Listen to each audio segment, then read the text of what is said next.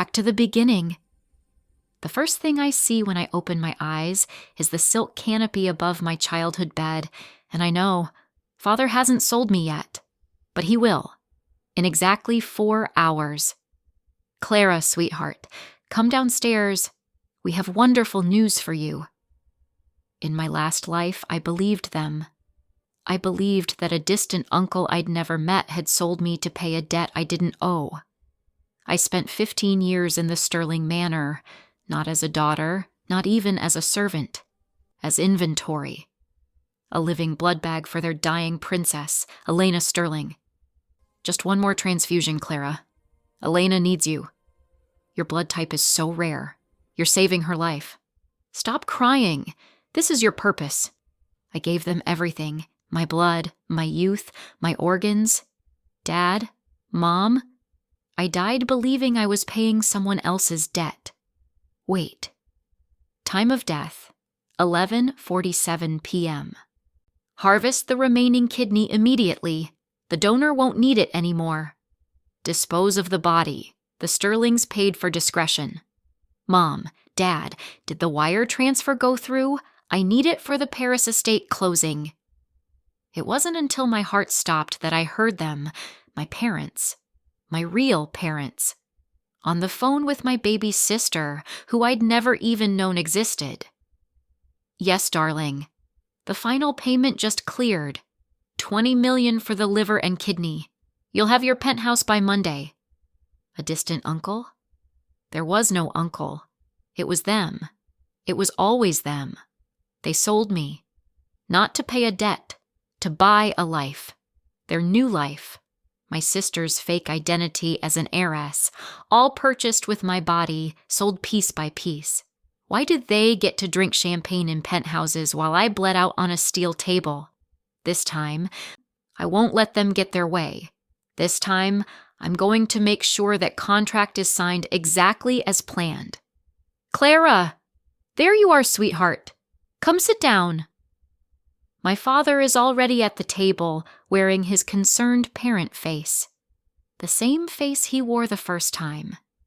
My mother adjusts her pearls. The ones she'll pawn next month when the first sterling payment arrives. I could run. I could scream. I could tell them I know everything. Instead, I smile. Good morning, Father. Mother. Darling, we need to discuss something difficult. Your uncle... I know. I watch his eyes flicker. Just for a second. I know about the debt. Oh, Clara. My mother reaches for my hand. Her nails are freshly manicured. We didn't want to burden you, but I'll go. Silence. What? I'll go to the Sterlings. I'll work off the debt. It's my family's honor, isn't it? My father's relief is disgusting. My mother actually tears up. You're so brave, Clara. So selfless. There's just one thing, Father. I pull out the contract they've been hiding in the study. Could you sign this in gold ink? It's more official, more binding. I want to make sure the debt is truly settled. He doesn't even read it. He just signs. The pen scratches across the page, and the microscopic tracker embeds itself in the signature. Digital evidence, time-stamped, geolocated, recorded. There, it's done. He looks almost proud. You're saving this family, Clara. I know, Father. I'm saving everyone. 4 hours later, black car pulls up to Manor gates. Miss Clara Wright, age 16, surrendered by legal guardian Thomas Wright, per contract 7 Alpha Sterling. Do you confirm voluntary servitude to settle family debt?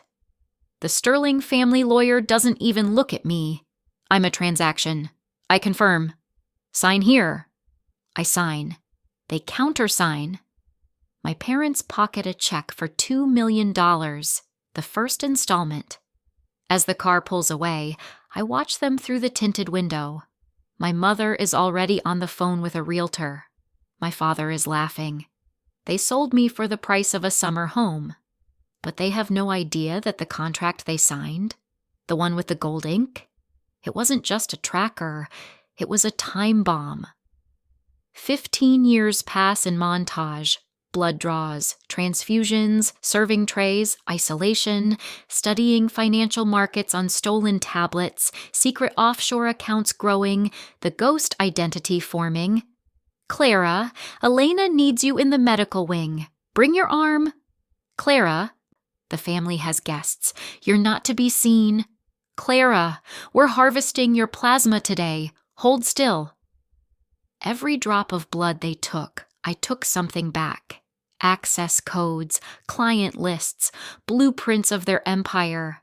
The allowance they gave me, $5 a week for 15 years? I turned it into $5 million through stocks I knew would explode. Companies that hadn't even gone public yet. I didn't just survive. I became the monster they tried to create. And now? Now the Sterlings are hosting their annual Gilded Gala. The event where the elite toast to their wealth. The event where they're about to discover who really owns it.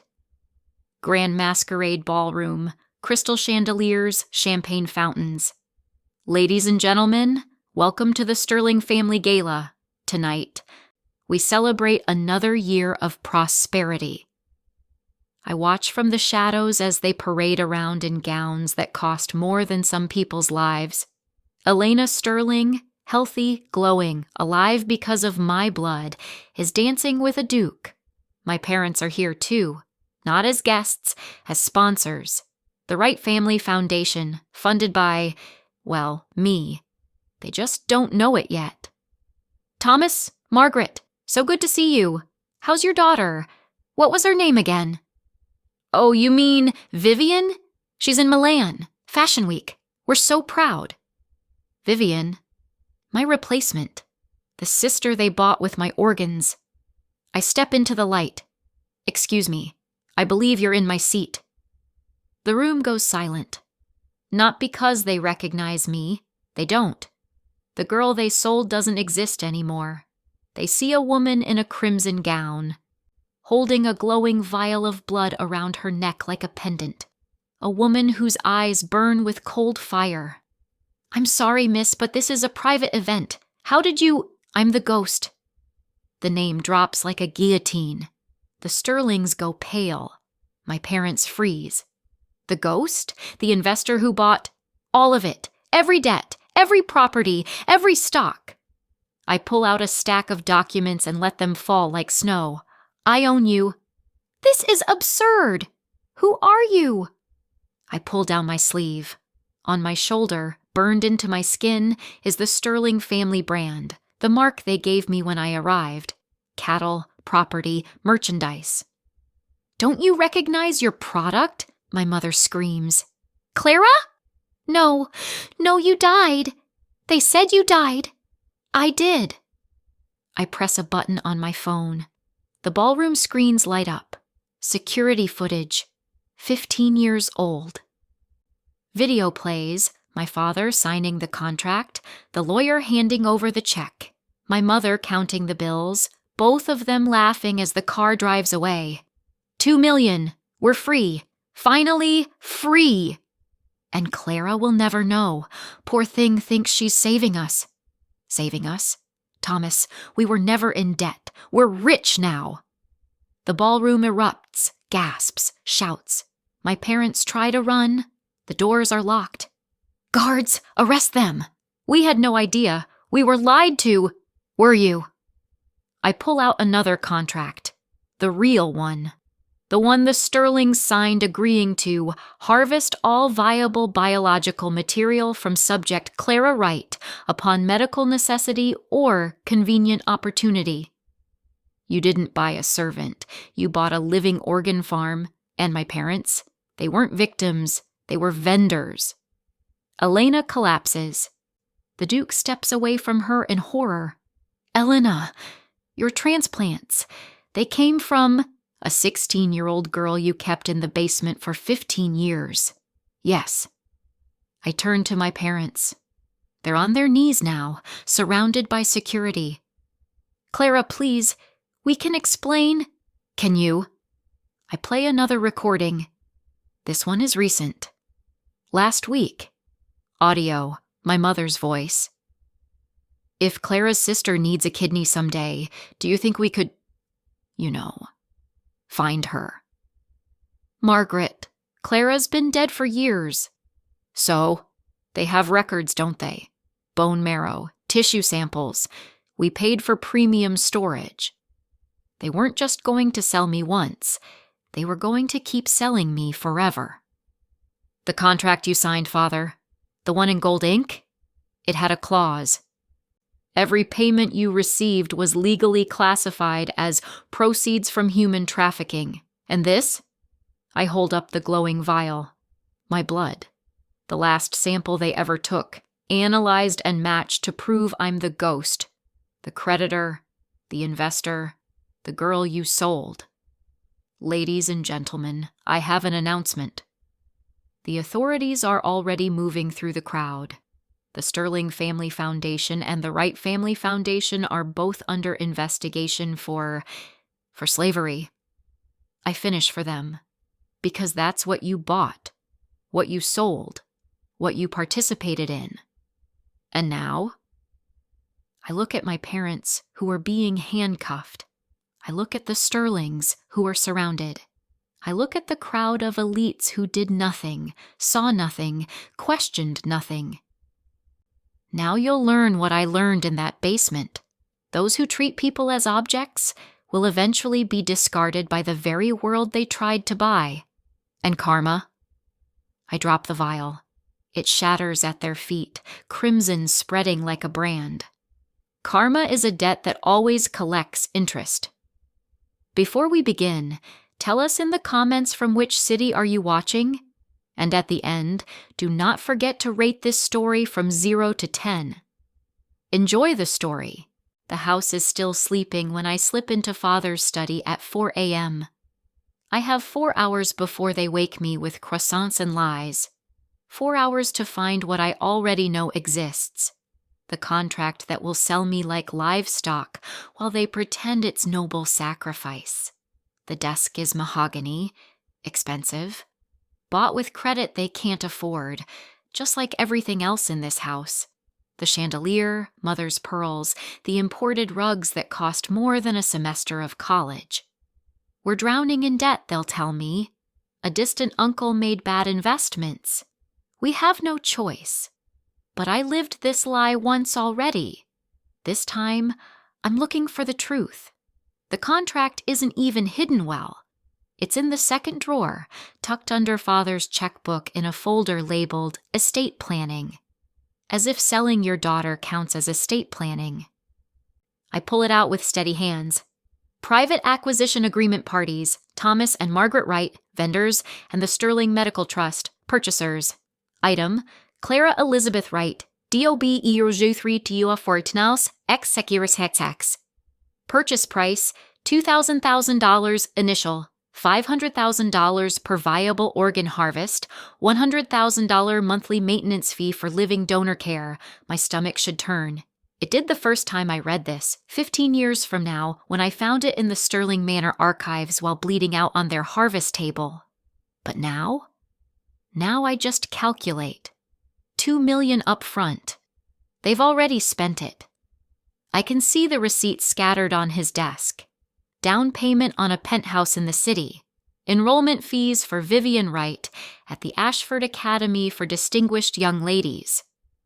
A sister I didn't know existed in my first life because she was too busy living the life they bought with my body. Clause 7. Vendor guarantees. Subject is in optimal health, genetically compatible with recipient, Elena Sterling, DOB 02 Chio 11 X Gex, and legally surrendered without coercion. Without coercion. That's the word that makes me laugh. A sound like broken glass in the silent study. They're going to coerce me at breakfast. Tears. Guilt. We need you, Clara. The family needs you. You're so brave. So selfless. But Clause 12 is what I really came for. All transactions shall be documented with dual signatures in archival ink, 24-karat gold standard, to ensure legal permanence and prevent future dispute. Gold ink. Traceable. Permanent. Embedded with microscopic serialized markers that can be authenticated decades later. In my first life, I never saw this contract until it was too late. I died thinking I was saving strangers from debt, never knowing my own parents were counting blood money in penthouses while I was being drained in a basement. This time, I'm going to make sure every signature is perfect. Every clause is witnessed. Every transaction is recorded with crystal clarity. Because when you're building a case for human trafficking, you need evidence that even the best lawyers can't burn. I photograph every page with the phone I'm not supposed to have. Upload them to 7 different encrypted servers. Then I carefully return the contract to its drawer, exactly as I found it. Father will wake in 3 hours. He'll rehearse his sad speech in the mirror. Mother will practice her tears. And I'll come downstairs in my nightgown, looking innocent and trusting, ready to be the daughter they need me to be, the one who signs her life away without question. They have no idea I'm not saving them. I'm burying them. They expect me to cry when the gates of Sterling Manor close behind me, so I don't give them the satisfaction. The estate is exactly as I remember. White columns like prison bars, gardens so manicured they look artificial, windows that reflect nothing but your own trapped face staring back. In my first life, I spent 15 years memorizing every corner of this gilded cage, every security camera, every locked door, every blind spot where they did things servants weren't supposed to see. This time, I already have the blueprint. Clara Wright, age 16, acquisition 7 alpha. The head of household Mrs. Davenport doesn't look at me when she speaks. I'm inventory to her. A thing with a barcode. You'll sleep in the East Wing staff quarters. You're permitted in the kitchen, laundry facilities, and Miss Elena's quarters only. The study, master wing, and medical laboratories are strictly forbidden. Do you understand? Yes, ma'am. I keep my voice small. Obedient. Exactly what they want to hear. She softens slightly. These monsters always do when you perform submission well enough. Good. You're here to help Miss Elena. She's very ill. We need you to be compliant and cooperative with the medical staff. Cooperative. That's the word they use instead of hold still while we drain you. I'll do whatever Miss Elena needs, I say, and I mean it. Just not the way they think. The first week, I'm perfect. I wake before dawn, press Elena's dresses with hospital corners, bring her breakfast on silver trays I polish until they shine. When they take my blood, just a small sample, dear, for compatibility testing, I don't flinch. I smile and ask if I can help with anything else. What a sweet girl, I hear Mrs. Sterling tell her husband. So much better than the last one. That poor thing cried constantly. The last one. I remember her from my first life. A girl named Sophie who didn't work out. I never learned what happened to her. Now I know I probably don't want to. By week 2, they trust me enough to send me to Mr. Sterling's study to retrieve documents for Elena's tutors. This is what I've been waiting for. The study is a cathedral of secrets. Floor-to-ceiling bookshelves, a desk made of wood that probably cost more than my parents' penthouse, and sitting open, because powerful men are always careless, is his laptop. I have 4 minutes before Mrs. Davenport expects me back. I don't need 4 minutes. The USB drive I smuggled in, hollowed out from a lipstick tube the guards didn't bother to check, slides into the port like a knife between ribs. Automated extraction software does the rest. Every file, every email, every transaction record for the Sterling Medical Trust's Special Acquisitions Program. 15 other girls. 15 other families who voluntarily sold their daughters. Some of them have death dates next to their names. The drive pulses once, complete, and I pocket it just as footsteps echo in the hall. "Clara, what's taking so long?" "Sorry, Mrs. Davenport. I couldn't find the chemistry textbook. It's so organized in here, I got a bit lost." I emerge with the book and my most helpless smile. She sighs like I'm a dim child. "Third shelf, right side. Try to pay attention." "Yes, ma'am. I'll remember next time." And I will. I'll remember everything. Because wolves don't survive by fighting the hunters head on. They survive by learning where the hunters sleep. The Sterlings pay me $5 a week for my blood, and they think they're being generous. "It's an allowance, dear," Mrs. Sterling explains when she hands me the first crisp bill, her smile as thin as communion wafer. "For personal items, toiletries, perhaps a book. We want you to feel valued here." Valued at $5 a week while they charge my parents $500,000 per organ harvest. The math is almost funny. "Thank you, Mrs. Sterling. You're very kind." She pats my head like I'm a dog and sweeps away in a cloud of perfume that costs more than I'll earn in a year.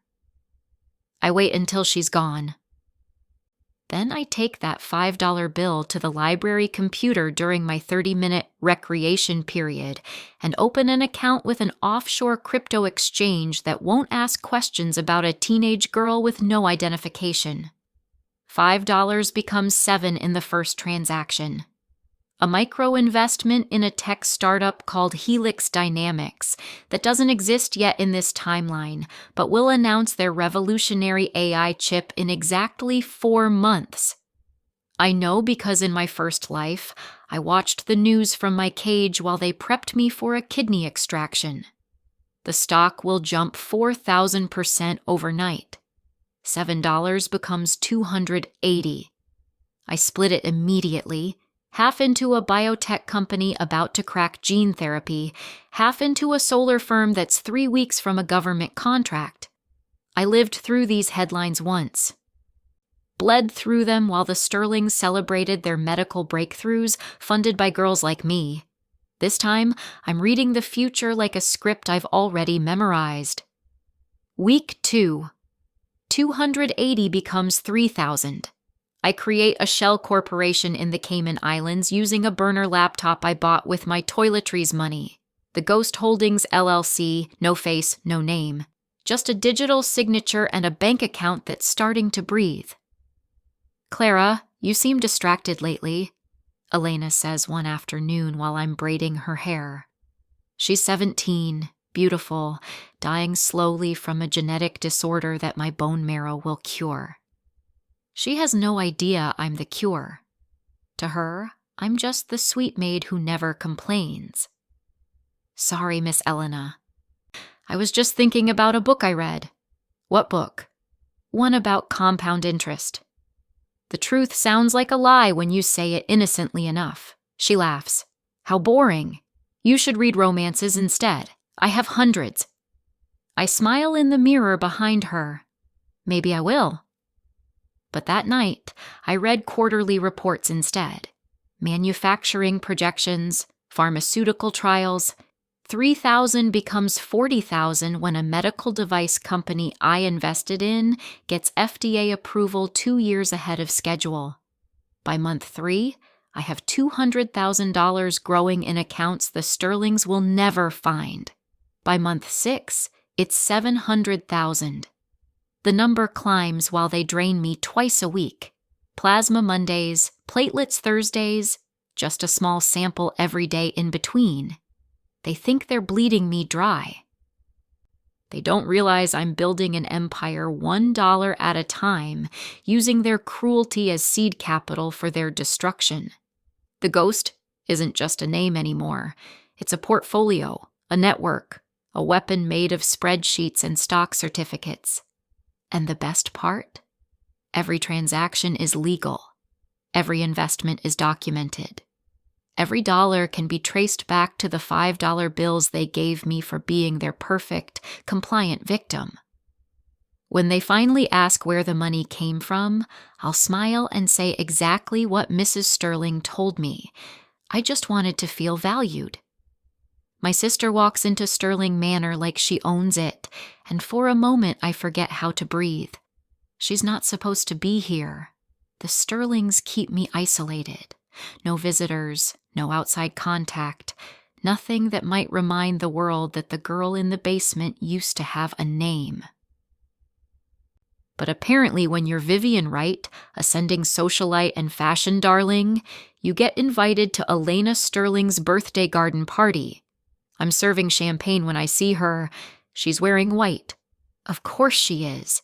A dress that probably cost $10,000, custom designed with hand-sewn pearls that catch the afternoon light like tears. I recognize it immediately because the Ghost Holdings LLC funded the entire collection.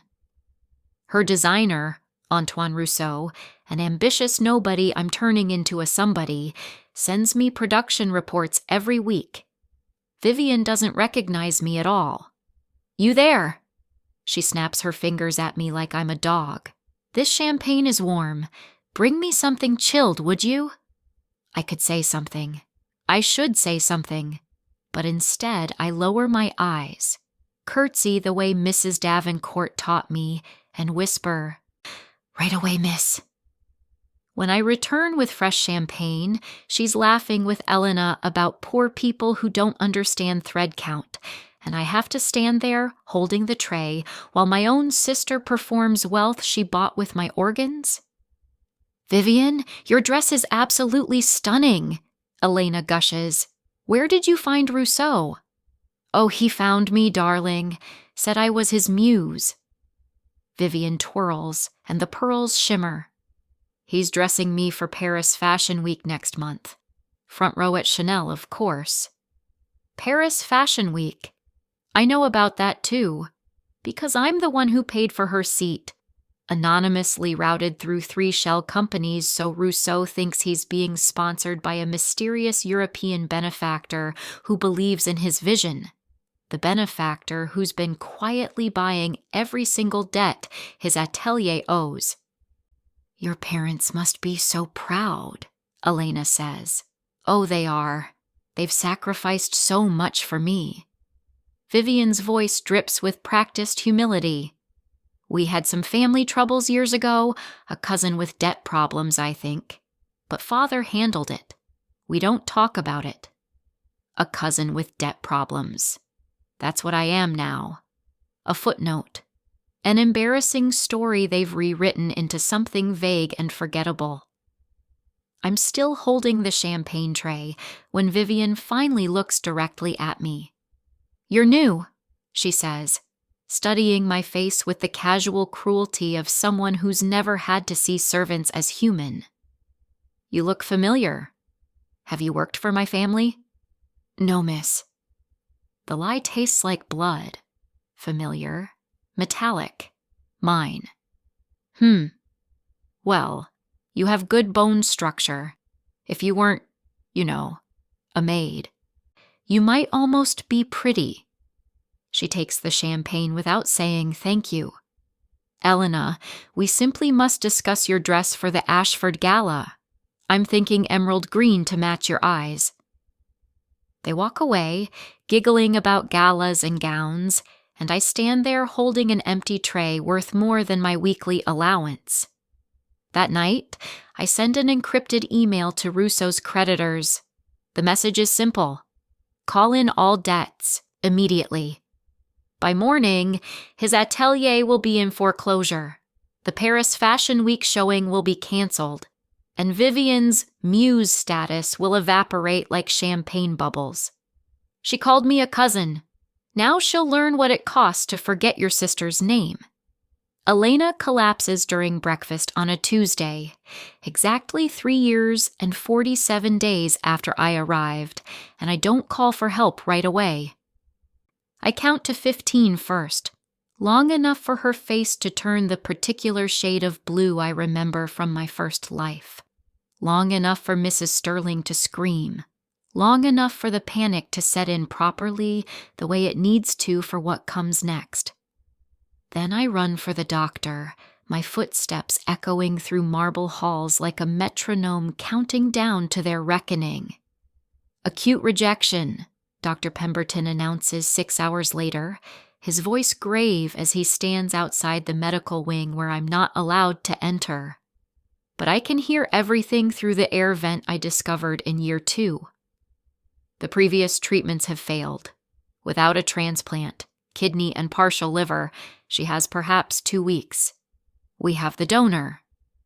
Mr. Sterling's voice is cold, clinical. I'm not a girl to him. I'm spare parts with a pulse. Prep her immediately. Sir, the donor is only 19. I don't care if she's 9. We own her. Start the protocols. I'm escorted to the medical lab by 2 orderlies who've done this before. I can tell by how gently they grip my arms, like they're practiced at moving inventory that might bruise. The lab smells like disinfectant and the particular metallic scent of fear that never quite washes out. Dr. Pemberton won't meet my eyes when he enters. Clara, I need you to change into this gown and lie on the table. We'll be administering anesthesia shortly. For compatibility testing? I ask, voice small and trembling. For the procedure. What procedure? He finally looks at me then, and I see it. The tiny flinch of guilt that means he's still human under the white coat. Clara, you know what procedure. I'd like to see the consent forms, please. Silence.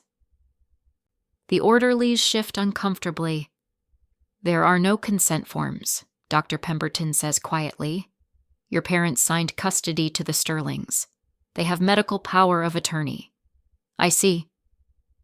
I sit on the edge of the surgical table, hands folded primly in my lap like the perfect victim they've trained me to be. And when you remove my kidney and part of my liver, what happens to me? You'll recover. With proper care. Will I? I tilt my head. Because Sophie didn't. And Maria before her. And the girl whose name you scratched off the files. What was she called? Subject 4 beta. Dr. Pemberton goes white. How do you... I read. I pull out my phone, the one they don't know I have. I also record, save files, make backups. Would you like to see the Sterling Medical Trust's Special Acquisitions Database, the one with 15 girls and 8 death certificates? That's classified. It's evidence. I swipe to the next screen. And it's already been sent to the FBI, the State Medical Board, and 3 investigative journalists. Timed release. If I don't enter a password every 12 hours, everything goes public. The room freezes. You're bluffing! Mr. Sterling's voice crackles through the intercom. He's been watching the whole time. Am I? I look directly at the camera. Try harvesting me and find out. See which arrives first, your scalpel or the federal agents. You ungrateful little... I'm not the one who's ungrateful, Mr. Sterling. I smile then, sharp as surgical steel. I'm just the one who learned to read the fine print. The lie I'm about to tell is the most dangerous truth I've ever spoken. There's something you should know before you cut me open, I say, still sitting on that surgical table with 2 orderlies flanking me and Dr. Pemberton's hand frozen over the anesthesia cart. I'm not a match. Mr. Sterling's voice through the intercom is ice. Your blood work says otherwise. My blood work says I'm type O negative, universal donor, perfect for transfusions. I meet the camera with steady eyes. But you're not doing a transfusion anymore, are you? You're doing a transplant.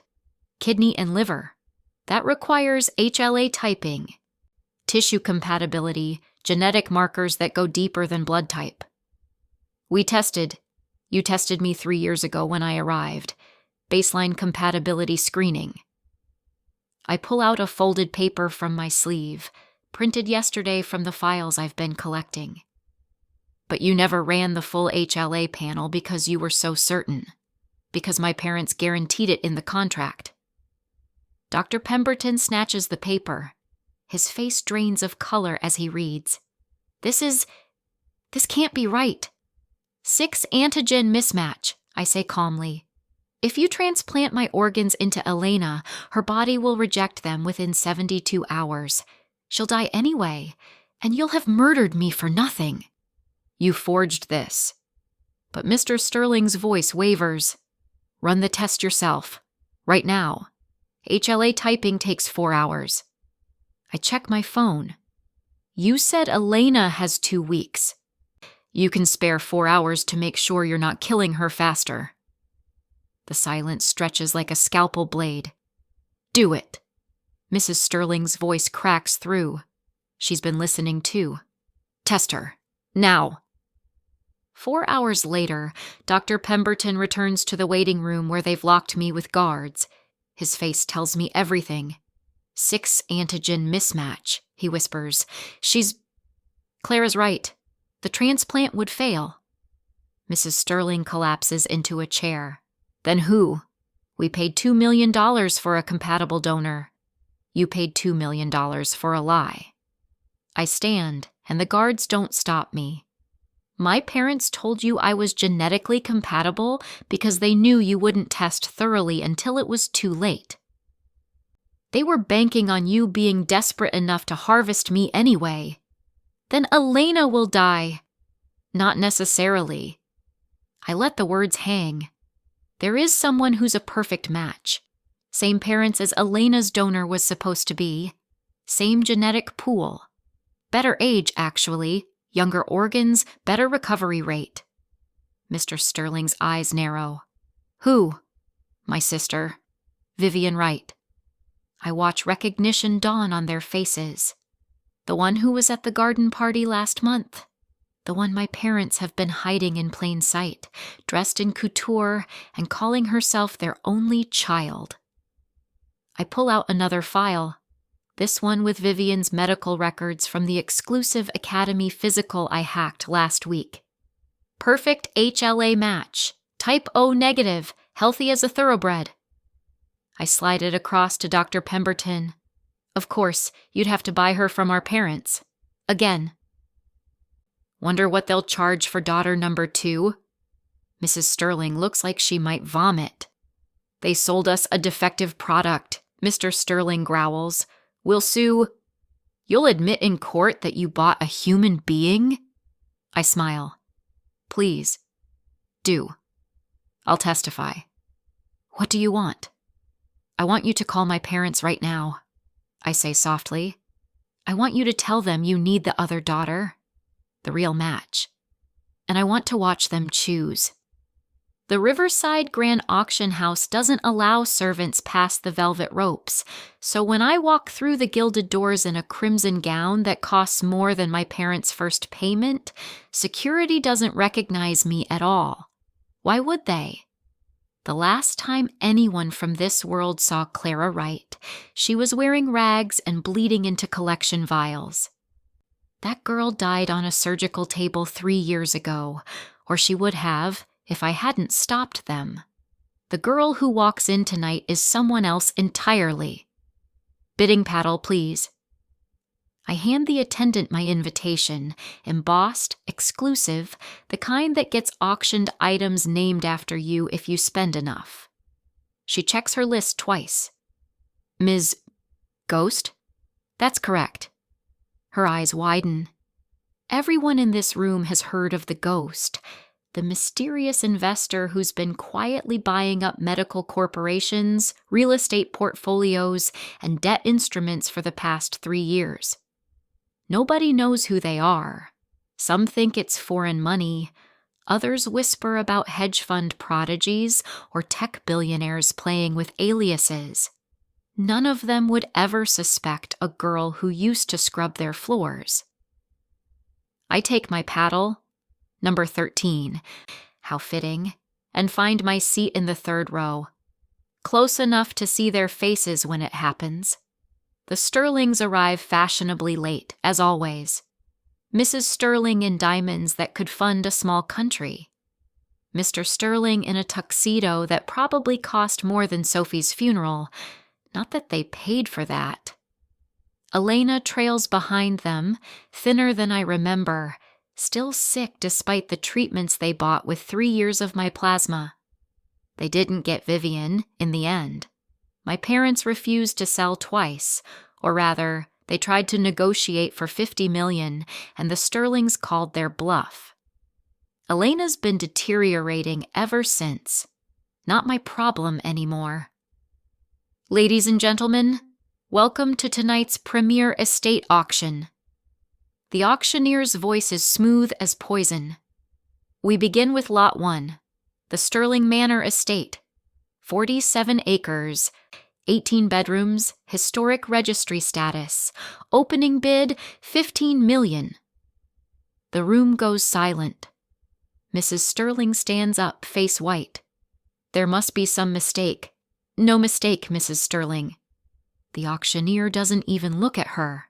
The property was seized for debt default and is being sold by the primary creditor. Now, do I have $15 million? Who? Mr. Sterling's voice cracks. Who holds our debt? That would be me. I stand, and the room turns as one body. Paddle 13, the ghost. I let my shawl slip, revealing my shoulder, the branded mark they burned into my skin 7 years ago. I bid $15 million for the Sterling Manor estate. And I'm buying it with the interest you've been paying me on the $200 million portfolio of loans I acquired when you mortgaged everything to pay for Elena's treatments. Recognition hits Mrs. Sterling like a slap. Clara? Not anymore. I smile.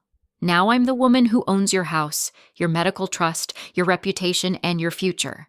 Now, does anyone want to outbid me? No. The gavel falls. Sold to the ghost. I walk down the aisle toward them, my heels clicking like a countdown. Eviction notice will be served Monday. You have 72 hours to vacate. You can't. I already did. I lean close enough to whisper. Welcome to the harvest, Mr. Sterling. How does it feel? My parents wait for me outside the auction house like beggars, and the irony is so perfect I almost laugh. Excuse me, Miss Ghost? My father's voice is smaller than I remember, worn thin by 3 years of bad investments and worse decisions. Please, we just need a moment of your time. I could walk past them. My car is waiting, a black Mercedes that costs more than they sold me for, but I've been waiting 7 years for this conversation, and I'm not going to rush it now. Yes? I turn, and my mother's face is desperate in the streetlight. She looks older. Good. I hope every sleepless night aged her double. We heard you bought the Sterling estate, Father says, wringing his hands like a Dickensian character. We had a business arrangement with them, years ago, and now they're saying they can't pay what they owe us. The final installments, Mother adds quickly, for our daughter. The one she can't even say the word. The arrangement was for ongoing payments, but the Sterlings are claiming bankruptcy and you were hoping I'd honor their debt? I let my eyebrow arch. Why would I do that? Because we're desperate. Father's voice breaks. Our other daughter, Vivian, she's been cut off from her trust fund. The academy expelled her when we couldn't pay tuition. We've lost everything. The penthouse, the cars, the lifestyle. The lifestyle you bought with blood money? The words slip out cold and sharp. They both freeze. I don't know what you mean, Mother stammers. Don't you? I reach up slowly, deliberately, and pull down the shoulder of my gown. The brand is still there. Sterling Medical Trust, Subject 7 Alpha. Burned into my skin when I was 16 years old, cataloged like cattle. My mother's knees actually buckle. Clara, she whispers. Surprise. I pull my dress back up. Did you think I died? Is that what the Sterlings told you when you called asking for your last payment? That the merchandise was used up? We thought... Father's face is gray. They said there were complications. There were. I refuse to die. I pull out my phone, press play. The recording fills the street, 7 years old but crystal clear. Their voices, younger and eager in father's study at 6 a.m. $2 million upfront, Mr. Wright, plus $500,000 per viable organ harvest. She's young, healthy, she could provide tissue for years. And no one will trace it back to us? You'll be listed as distant relatives surrendering custody for debt. The girl will never know you sold her. She'll think she's saving strangers. Perfect. Where do I sign? The recording ends. Traffic hums in the background. My mother is crying now, mascara running like the truth she can't hide anymore. That's not... Father tries. We were desperate. You were greedy. I step closer. You weren't in debt. You wanted a penthouse, a second daughter who could marry well, a life you didn't earn. Clara, please. That's not my name anymore. I turn toward my car. My name is Ghost, and you're haunted by what you did. We're your parents. No. I look back one last time. You're the people who valued me at $2 million, and now? I smile. Now you're worth nothing at all. The car door closes on their pleading, and I don't look back. Some debts can't be repaid. They can only be collected. The federal agents arrive at Sterling Manor at dawn, which is poetic since that's when they used to take my blood. I watch from across the street, parked in my Mercedes, as handcuffs click around Mr. Sterling's wrists. Mrs. Sterling is crying. Real tears this time, not the performed kind she used when Elena needed, just one more transfusion, Clara, please.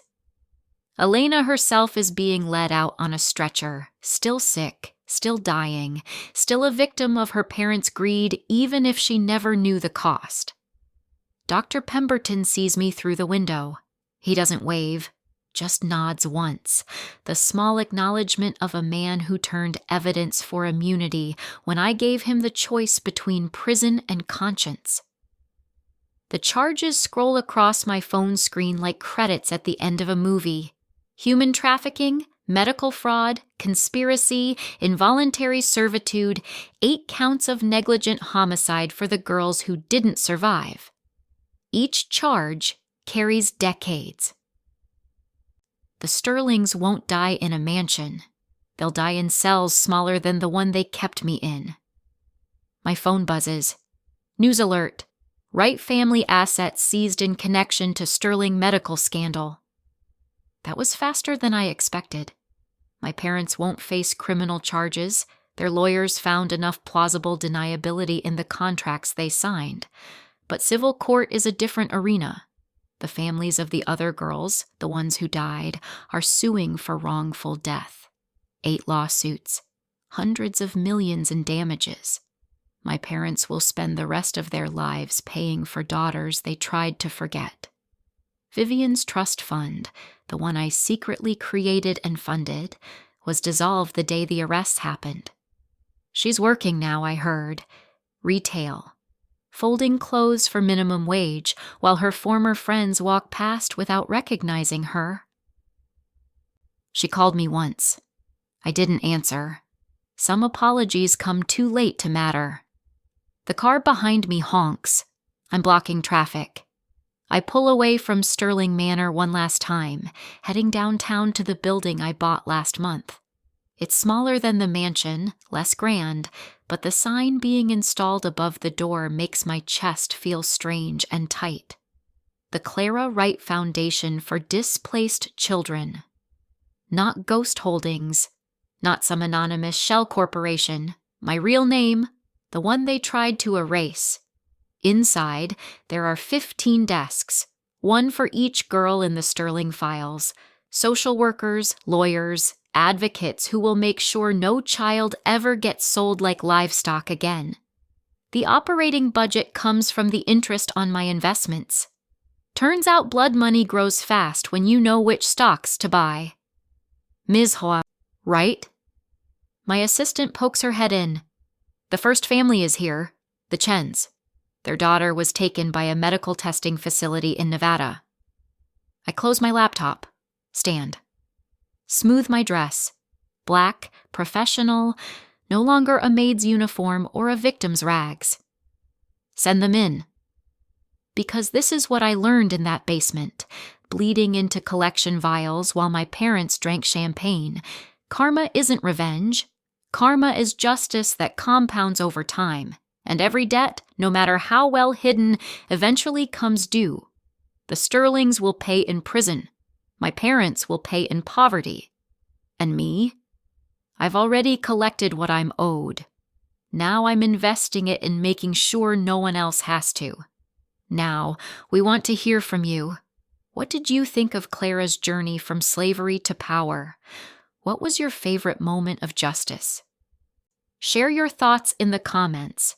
We would love to know which scene gave you the most satisfaction and which one hit you the hardest. On a scale of 0 to 10, what rating would you give this revenge story? And if you loved following each chapter of the real reason she was sold into slavery and why she's back for blood. Watching Clara transform from victim to victor, do not forget to subscribe to the channel. Turn on notifications to receive more intense, emotional, and empowering stories like this one. Leave a like if you believe karma always collects its debts. Comment which moment of Clara's revenge was the most satisfying. Was it the auction, the face-off with her parents, or watching the Sterlings get arrested? We will see you in the next story because everyone deserves justice, and no one should ever be treated as property.